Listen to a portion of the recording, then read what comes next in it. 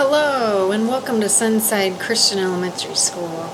I'm Miss Harrison, one of our kindergartner teachers, and it's so nice that you came to visit our school today. I'd like to share a little bit about our mission here. We really believe that there is no true education without God's Word. Since He's omniscient and He's the creator of all things, He really is the true educator in all subject areas, not just Bible literacy. So that's why we incorporate several biblical principles into all of our curriculum. We actually frame our curriculum in biblical principles. We make thematic units with themes being the Bible principles. Kind of like cooperation might be an example. You might have a 5th grade lesson in life science with interdependence of the lungs and heart in a pulmonary circuit lesson. You might have in math how numbers work together in averages, and then tie it into how the body of Christ is supposed to work together, because we really see the Bible as the driving force. And most importantly, we want our students to know the life-saving gospel.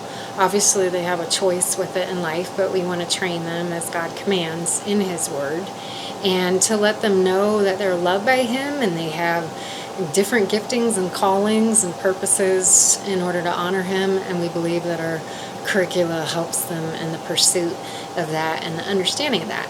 Now, my own specific philosophy, I really try to differentiate instruction kind of geared toward helping students grow in those specific callings, whether it's going to be a livelihood thing with a career or a ministry when they're older. I really try to give them tons of choices to choose topics and different things and projects that they like, because a lot of times interests and likes do tie into skills and giftings. And as far as learning style too, really try to differentiate that, because that makes up part of a person too. So we've got like videos and flow chart type things for visual learners, and kinesthetic, making sure they have tons of hands-on things.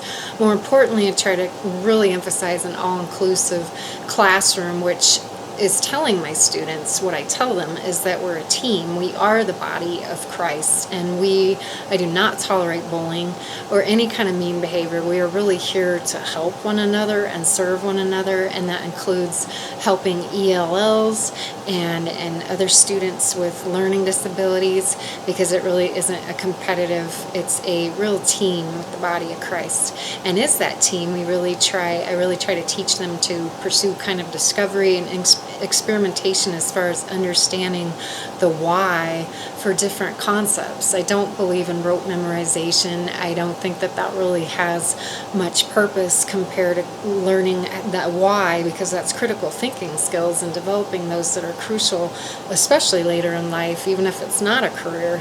And understanding a concept really is a memory tool all in itself. So I see that really is important as kind of a balance between direct instruction and not child-centered, but letting them discover too, and letting them think through things for themselves. And I also love focusing on really teaching them that faith and logic are mutually inclusive. I'm always here to help them, and God is constantly available. So it's kind of my philosophy in a nutshell.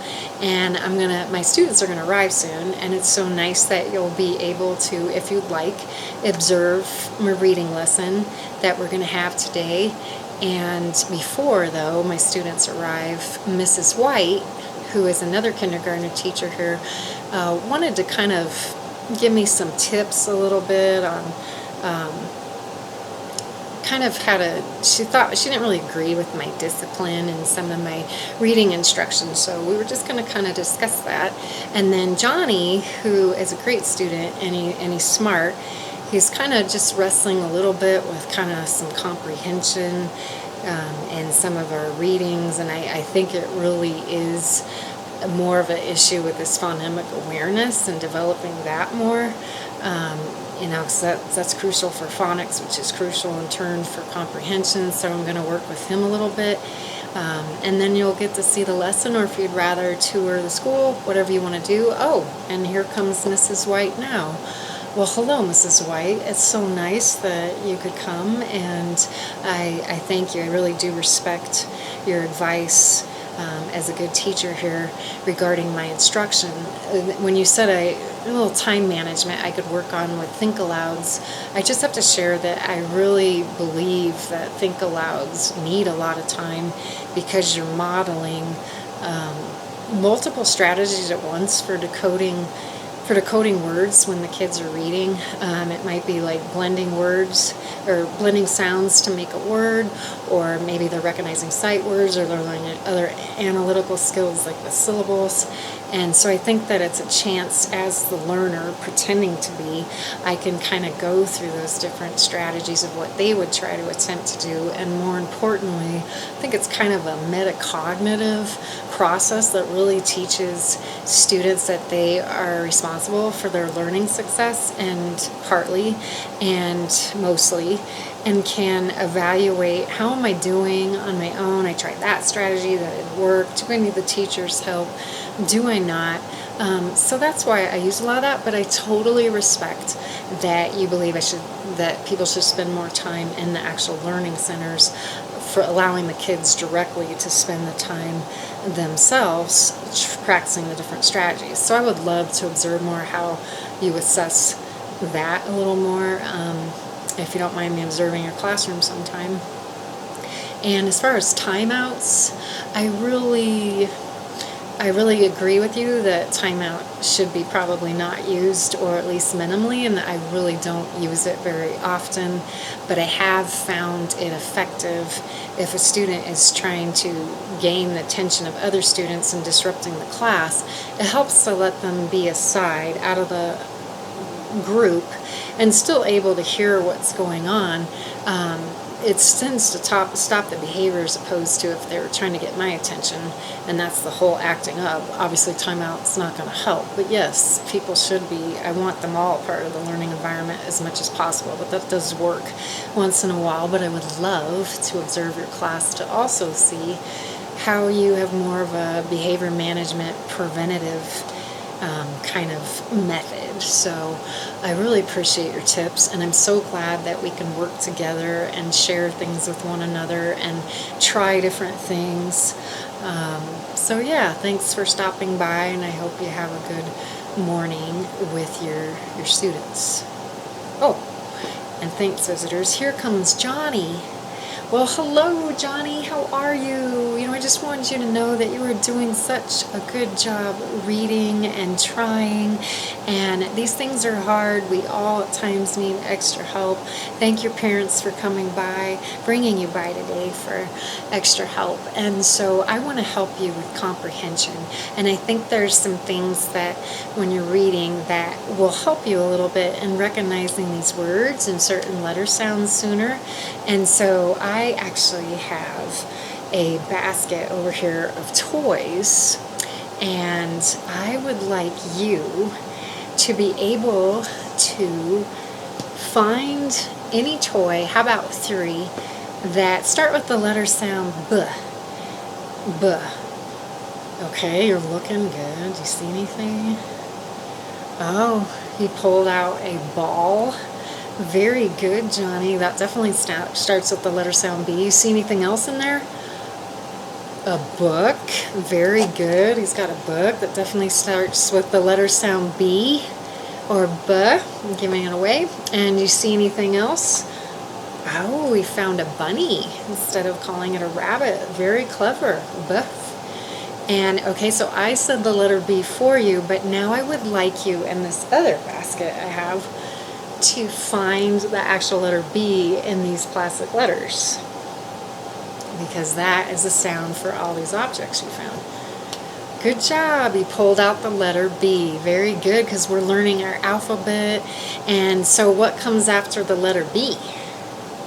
C. Did you hear that? Very good, Johnny.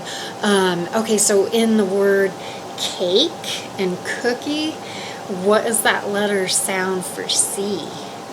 It's a k, k. Good job. So in our basket of toys, can you find a toy that starts with the letter sound K for C that way? Oh, he found the stuffed cat. He's got it. Good job, Johnny. I'm so proud of you. So we will kind of do things that will help a little more in our lesson today and help everybody. And in our reading center time, don't forget to get me, because I would like to spend some time with you. We'll go back through Fox and Socks, our story we read the other day, and kind of practice retelling it. And pictures help with that, and objects. And so we'll kind of, that'll help you out, I think, a lot. You're doing a great job, like I said, and you'll enjoy reading. So go ahead and get ready for class, and pretty soon all the other students should be here. And again, visitors, thanks for coming, and just take a seat wherever you want, and we'll wait a minute here for a few minutes for some other students to arrive, and we are glad you are here. All right, it looks like about everybody's here now. All right. Hi, guys. Yeah, okay, what is it? 1, 2, eyes on me. You say 3, 4, eyes on you. Good job. It looks like I have everybody's eyes. Good job. Okay, you're all paying attention. I just want you to know that we have some visitors here with us, and kind of like other teachers who watch our classrooms sometimes, mostly to help me out, are here today. But try to just stay focused on me. Keep your eyes on me. We're going to learn a lot, and we're going to have fun in it. And we have a fun learning game at the end that kind of involves bingo. So we're going to actually start with a fun question, all of you guys, and it's kind of like a riddle or a joke, and I don't know if you know what that is, but that's asking somebody or telling somebody something kind of funny that doesn't always have to have a truthful answer. It's not always a fact. So if anybody would like to try to answer, just raise your hand. Does anybody know what a cow's favorite fruit is? Stacy? An apple? Oh, that's actually pretty smart. They probably do like apples, but this is something kind of silly that's not really true. They like mooberries instead of blueberries. Okay, so from what we learned a little bit the other day with words that sound alike with their ending sounds and how they're rhymes, besides the word berry, do you guys hear a word that rhymes, 2 words? Yeah, you do. Moo and blue. It's the rhyming sound. Ooh, very good, you guys. That is so good. We're actually going to rhyme some fun words like that today. But we're not going to rhyme words just to have fun. We are going to do it because it helps you when you're learning to read. And we're also going to learn how to combine sounds to make words, because that helps you read, and so does recognizing rhymes. They pertain to word families, which I'll explain that in a little bit. But first of all, I am going to show you guys a picture, and on the count of 3, I want you to tell me what this is, okay? On the count of 3, 1, 2, 3, it's a cat. Very good. And I am going to try to see if I can figure out the letter sounds that make up cat. So, remember we kind of learned some with our consonants, and we've been working also, just so you know, visitors, on short vowels too. We kind of started that last week. Okay, so I hear a first consonant sound of k, k. Yeah. And then I think the middle one, the second one, would be a, our short vowel A. And the last one sounds like a t sound for T. So if I put those letter sounds together, there's 3 of them. That would be k, a, t.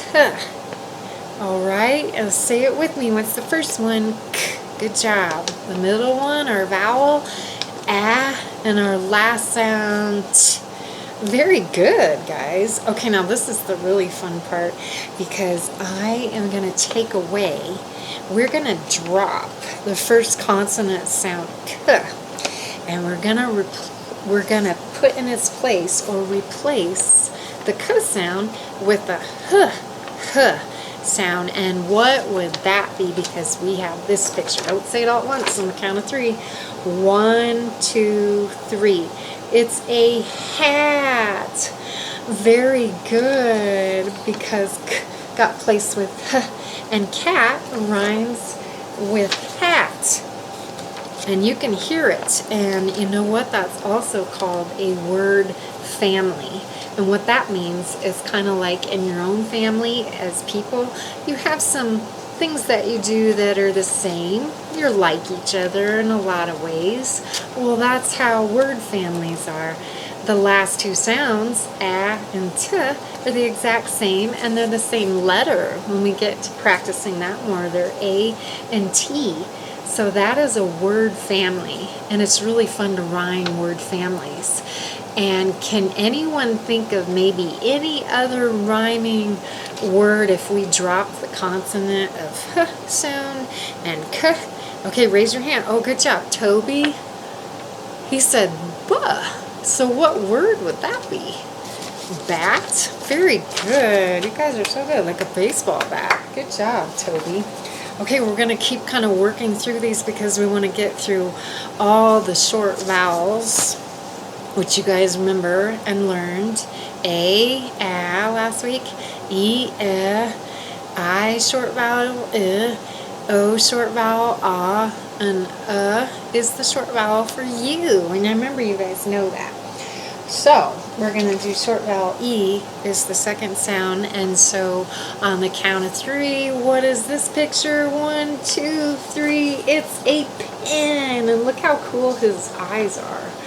Yes, it's a pen that you write with. And so if I try to figure out these sounds, let's see. P sounds like the P for the first consonant sound. E, or short vowel, like we said. And for in, our last consonant sound. And together with me, class, if we put them all together, we have P-N, just like the picture. The word matches our picture. And now we're going to do that fun rhyme again, where we replace our first consonant letter P with the letter sound T, which is a T. And what do we have? Somebody raise their hand. Okay, Sarah. The number 10. Good job. All right, and to get, okay, I'm actually going to try to trick you. I take it back. Let's see, can you, Steve, tell me what the third sound in 10 is? The class consonant sounds. And I know you guys know your consonants pretty good. It's kind of hard to say. For in, very good. So let's say them together, class. It's t, e, n. 10. Yay! Good job. All right, I'm going to call on somebody now to do maybe the whole short vowel I for me. And look, I'll say we have this darling picture of a pig. Look how cute he is. All right, somebody want to volunteer? Okay, and how about I'll call on Brooke. Brooke, can you tell me the middle vowel sound, the second sound in this picture, pig, the word pig? Yes, very good, honey. Okay, class, say that with all of us. Very good. So if we say the first one, which we didn't yet, what would that be? That would be p. Very good. I for the second one, and g for the third one. Pig. Yay! And now let's create a rhyme in our word family, which if we were actually looking at the alphabet would be I and G, but that's our ig sound. And I have another picture here, and see if I can trick you. Like, what is that? Actually, the P, I'll give you a hint, it's been replaced with the letter sound D. Dig, yeah, that's somebody digging. So pig and dig rhyme with the same letter family, ig. Good job, guys. Okay, say it with me for dig. D, first sound.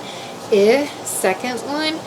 G, For the third one, makes the word dig. Very good. All right, we have 2 more vowels.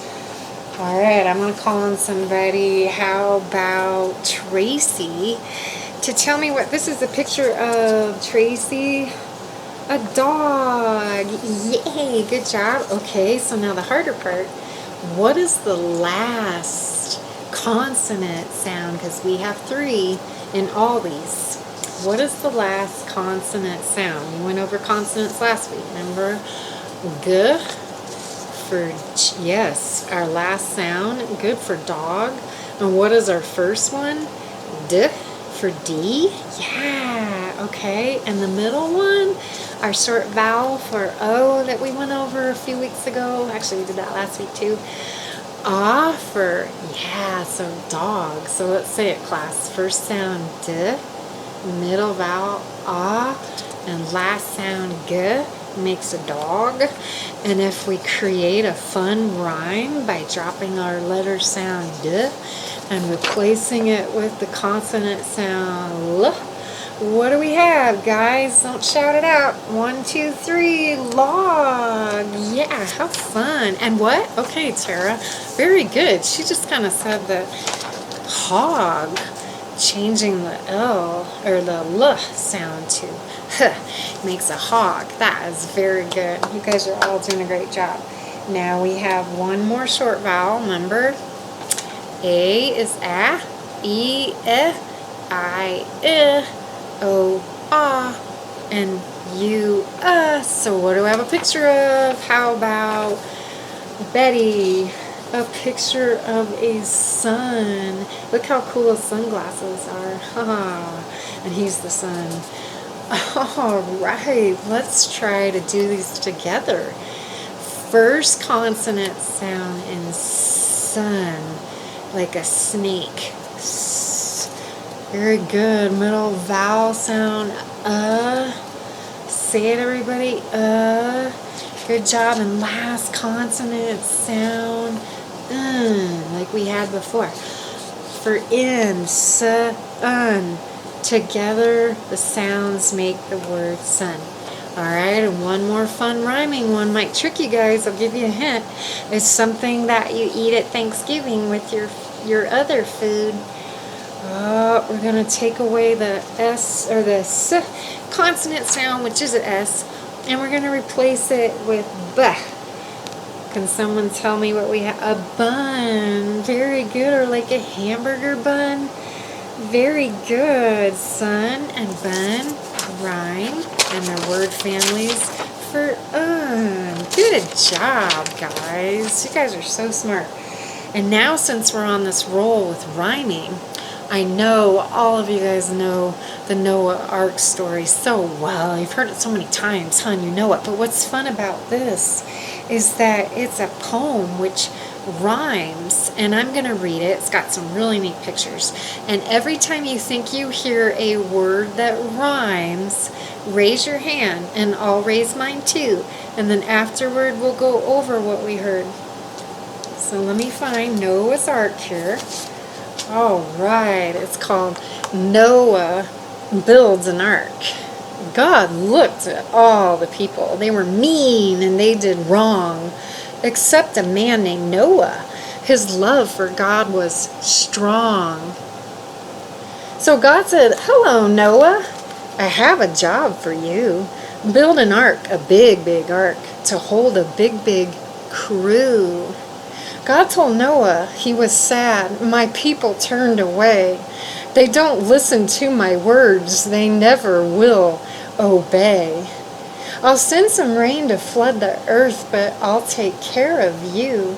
You'll put your family on that boat and lots of animals too. You and two. Very good. I see a lot of hands. Look at the picture of the ark. Wow. Bang, bang went his hammer as Noah built the boat. The boat grew bigger than bigger and big enough to float. The people laughed and stared. They didn't understand how a boat could ever float upon the dry, dry land.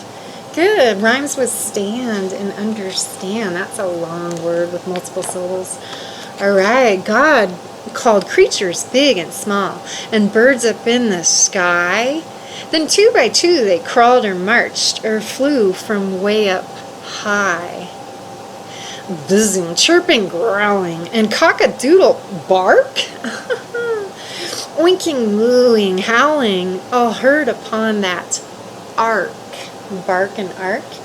The door was closed and thunder boomed, then pitter, pitter, pat. It rained upon the earth below. Can you imagine that?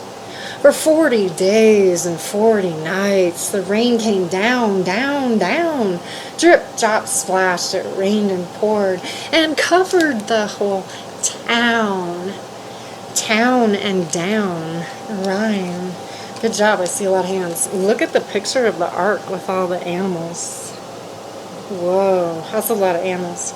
Quack, said the ducks. The cats meowed from on their floating ride. Bzz, cuckoo, beep, beep, and bah. They all stayed dry inside, side and ride. But Noah and his family cared for everyone. As lions roared and girder snapped, their work was never done. Done in one. Suddenly, the rain just stopped. Woo! The sun shone in the sky. A dove flew out, but then came back, for nothing yet was dry. They waited and they waited, then they sent the bird again. It found a branch and brought it back. The earth was dry by then. Then and again. Soon all around the land appeared. Everyone gave a cheer. Woohoo! A rainbow shone up in the sky, and God said, "Do not fear.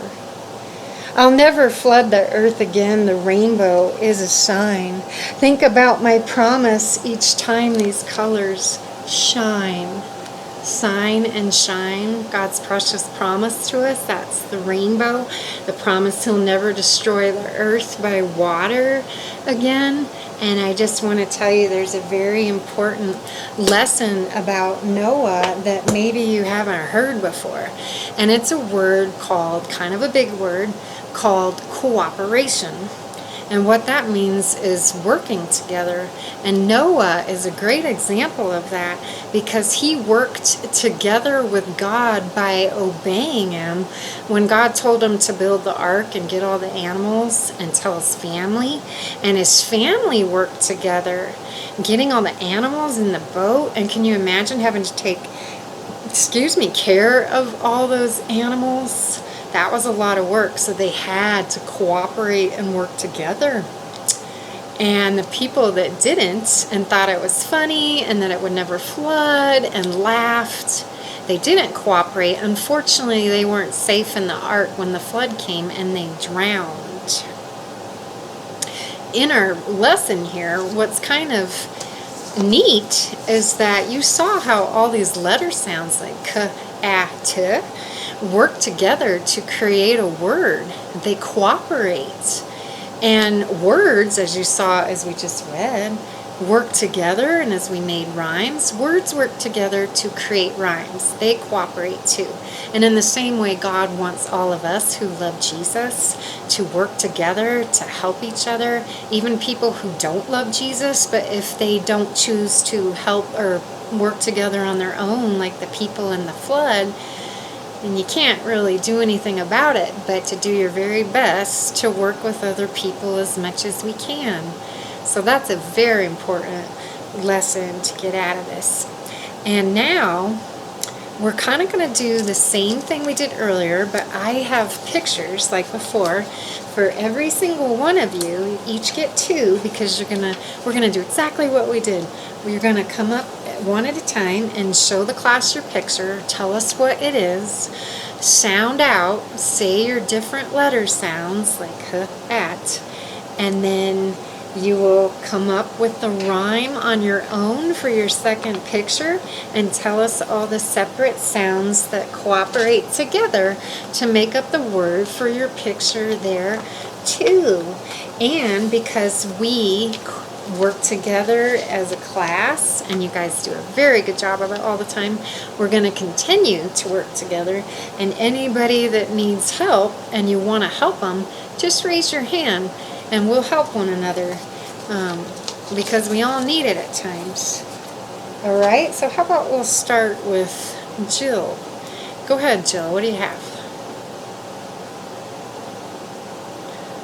All right, time has passed, and you guys all did a great job. And thank you for helping. There were a lot of helpers during that. And now is time for our fun game, which is bingo. And how many of you, raise your hand, know what bingo is? Oh, there's a few of you. Yeah, bingo's fun, huh? And this will help us learn. So I'm going to give each of you a card that has several small pictures, like cat and the ones we just looked at are 3-letter sound words, pictures of those, and you'll get some chips. And what we'll do is I will say something like, do any of you have a picture on your card with the first letter sound D? Right, that would be D, right? And you don't need to know the actual letter, but what is the sound D? And you could look, and if you had a dog, put a chip on it.